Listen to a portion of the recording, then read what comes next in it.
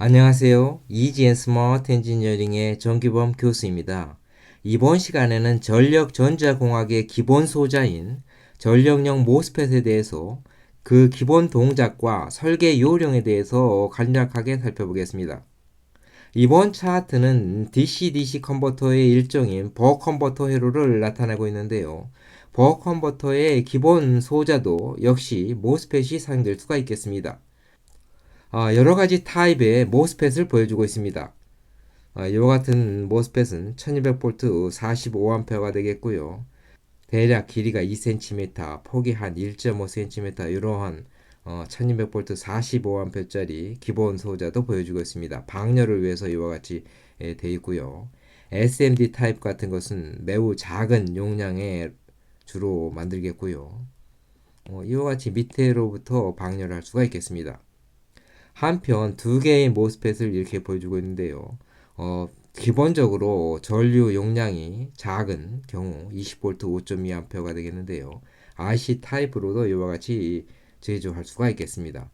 한편 5장에서 배울 인버터 같은 경우에는 두 개의 모스펫이 인버터의 폴로서 동작할 수도 있겠는데요.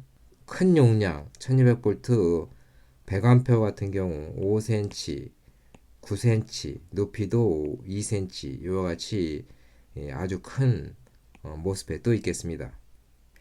이번 차트에서는 전력용 모스펫의 온오프 동작에 대해서 살펴보겠습니다. 이것은 전력용 모스펫의 등가 기호가 되겠습니다. 드레인, 게이트, 소스가 이와 같이 있겠고요. 드레인과 소스 안에는 제조 공정상 이와 같이 다이오드가 일반적으로 들어가게 되겠습니다. 이와 같이 됐을 때 전력용 모스펫을 켜려고 하면 어떻게 되죠? 게이트와 소스 단자에 스레스홀드 전압보다도 매우 큰 전압을 걸어주면 되겠습니다. 대략 한 15V나 12V의 전압을 걸어주게 되겠는데요. 이와 같이 게이트와 소스 간에 스레스홀드보다도 큰 전압을 걸면 어떻게 되죠? 드레인과 소스 단자가 켜지겠습니다.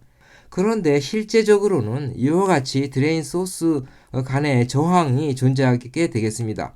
바로 온 저항이라고 해서 RDS 이와 같이 표시되겠습니다.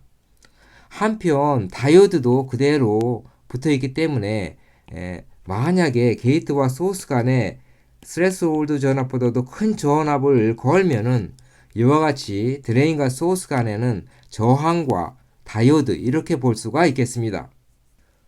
그렇다면 이번에는 모스펫의 오프 동작을 한번 살펴보겠습니다. 모스펫의 오프 동작은 어떻게 되죠? 게이트와 소스 간의 스레스홀드 전압보다도 매우 작은 전압을 걸어주면 되겠습니다. 대개의 경우에는 0V를 걸어주거나 마이너스로 전압을 걸어주면 되겠습니다. 마이너스로 전압을 걸어주면 되겠죠. 대략 한 5V만 걸어줘도 되겠습니다. 마이너스 5V만 걸어줘도 되겠습니다. 이때 전력용 모스펫은 오프가 되기 때문에 그렇다면 온 저항이 없겠죠. 따라서 다이오드만 이와 같이 존재하게 되겠습니다. 3장에서 배울 DC 컨버터 회로에서는 이 다이오드가 항상 오프 되겠습니다. 따라서 이 다이오드는 항상 동작하지 않겠습니다. 만약에 여러분들이 5장에서 인버터를 배운다면 이 다이오드도 동작할 수 있겠고요. 또 레조넌트 컨버터 같은 고주파 응용에 만약에 이 모스펫이 활용된다면 이 다이오드도 온오프 동작할 수는 있겠습니다. 이번 차트에서는 모스펫의 설계 고려사항에 대해서 살펴보겠습니다. 먼저 오프되면 어떻게 되죠?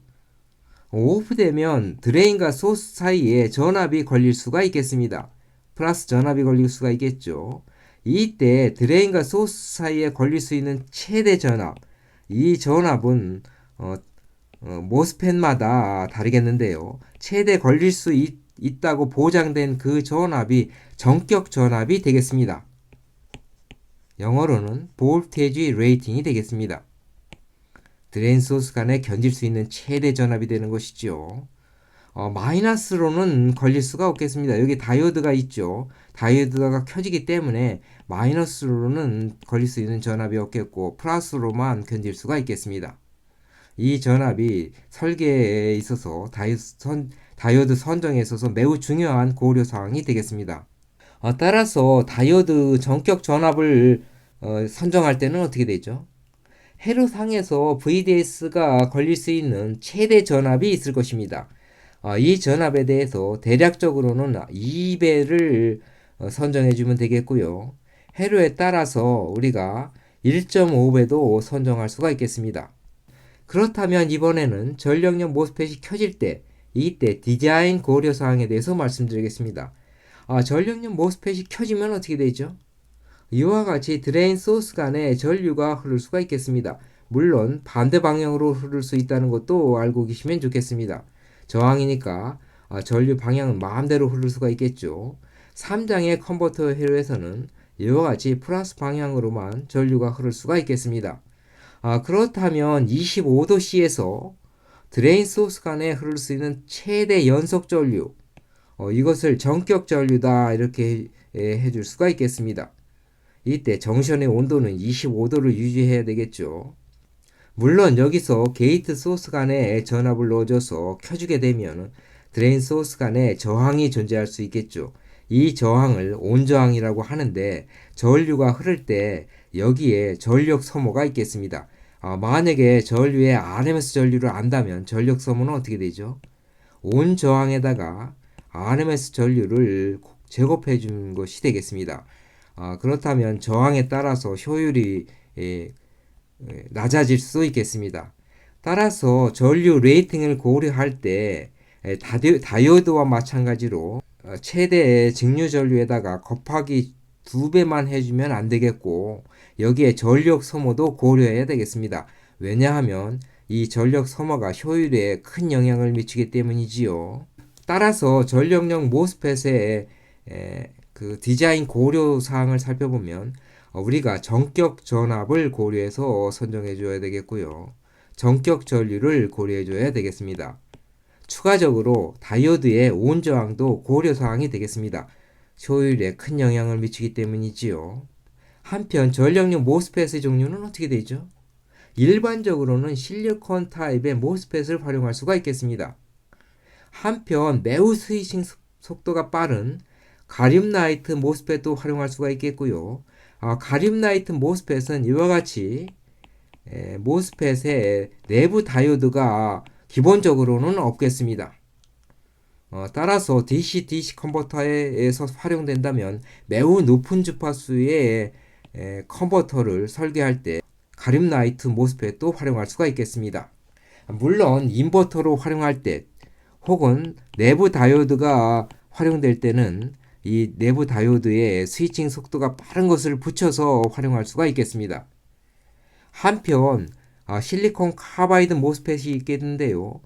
내부 다이오드의 스위칭 속도가 빠르기 때문에 큰 전력 용량을 가질 때 실리콘 카바이드 모스펫도 많이 활용될 수가 있겠습니다. 자, 이번 시간에는 모스펫의 기초에 대해서 살펴봤고요. 디자인 고려 사항에 대해서 살펴봤습니다. 여러분 시청해 주셔서 감사합니다.